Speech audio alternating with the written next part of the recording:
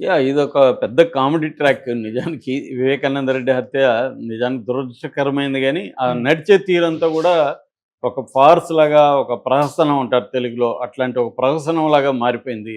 ఏదో రోజుకొక ట్విస్ట్ పెట్టడం, ఏదో ఒకటి కెలకడం తప్ప ఇది క్లియర్‌గా దీని మీద proper investigation, proper trial, proper judgement, ఆహ్, ప్రాపర్‌గా పనిష్ చేయడం అనేది జరగదు. ఎప్పటికీ జరగదని నా అభిప్రాయం. దీంట్లో ఎవరు శిక్షలు పడవని నేనైతే నమ్ముతున్నాను. ఎందుకంటే నేను దగ్గరగా కేసు చూశాను.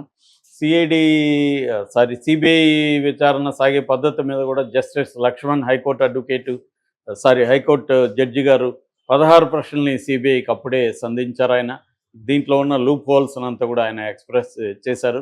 ఇప్పటివరకు దీంట్లో మొత్తం మామూలుగా అయితే 8 మంది ఆహ్, ముద్దాయిలున్నారు. ఎర్రగంగిరెడ్డి ఏ1, సునీల్ యాదవ్ ఏ2, ఉమాశంకర్ రెడ్డి ఏ3, దస్తగిరి ఏ4, తర్వాత దేవిరెడ్డి శివశంకర్ రెడ్డి ఏ5, గజ్జల ఉదయ్ కుమార్ రెడ్డి ఏ6, అవినా మన భాస్కర్ రెడ్డి వైఎస్ భాస్కర్ రెడ్డి ఏ7, హ్మ్. అవినాష్ రెడ్డి ఏ8. ఇందులో ఏ4గా ఉన్న దస్తగిరిని కోర్టే అతను ఇంక నిందితుడు కాదు, అతను సాక్షి అని చెప్పేసింది. ఇది నాలాంటి వాళ్ళకి షాకే. ఎందుకంటే వాడు నేనే చంపాను, నేను గొడ్డలతో ఇలా చేయి మీద నరికాను, గుండెల మీద ఇలా అతను కూర్చున్నాడు, ఇవన్నీ అతనే చెప్తున్నాడు. ఇప్పుడు నాతో ఎవరెవరు చంపారో చెప్పుకున్నాడు అంతే. అతను ఇంకేం చేసింది లేదు. చెప్పితే అతను నిందితుడి నుంచి సాక్షిగా మారిపోతాడా? అట్లాంటప్పుడు ఒక నలుగురు కలిసి ప్లాన్ చేసుకుంటారు. నలుగురు కలిసి ప్లాన్ చేసుకొని ఒకడిని చంపుతారు. అందులో ఒకడే మిగతా ముగ్గురు పేర్లు నేను చెప్తారా? సో, నన్ను వదిలేస్తారు. మీ ముగ్గురు జైలుకెళ్ళండి.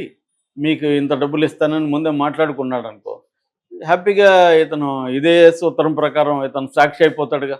నిందితుడు కాదు గదా! హ్మ్. మరి ఇది ఎలాంటి లీగల్ సిస్టమ్ నాకు తెలీదు గానీ, ఇది అలాగా వాడు పైగా ఏంది ఓపెన్‌గా మీడియాతో కూడా చెప్తున్నాడు. నేనే చంపాను, మేమే ఇది ఫోన్ చేస్తే కూడా అతను ఆహ్, య పంచాయతీలకి ఎవరినో బెదిరించడానికి ఫోన్ చేస్తాడు దస్తగిరి.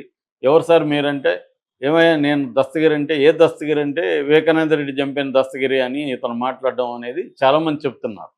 సో, అతను ఒక బ్లంట్‌గా అన్ని విషయాలు చాలా మొరటుగా చెప్పే వ్యక్తి అతను.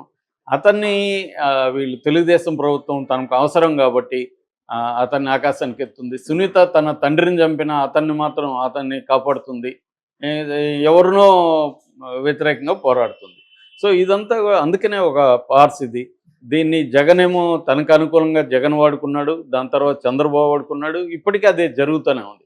ఏదో ఒక ట్విస్టు ఏదో ఒకటి జరుగుతుంది. ఇప్పుడేందంటే వీళ్ళందరికీ ఆహ్, దస్తగిరి ప్రీతమ నాయకుడు అనాలా? ఆయన ఏమనాలో తెలీదు. హ్మ్. ప్రీతం వ్యక్తిగా మారిపోయాడు. తెలుగుదేశం కూటమికి గాని, సునీతకి గాని వీళ్ళందరికీ దస్తగిరి ఒక ఉత్తమోత్తమ వ్యక్తిలాగా మారిపోయాడు. ఓకే. సో, అతను క్రిమినల్లు, అతను దారుణంగా గొడ్డలి కొనుక్కొనొచ్చి మరీ అతన్ని చంపాడు. అతనిప్పుడు అప్రూవర్‌గా మారిపోవడంతో అతను ఉత్తముడు ఎలా అయిపోతాడో తెలీదు గానీ అయిపోయాడు.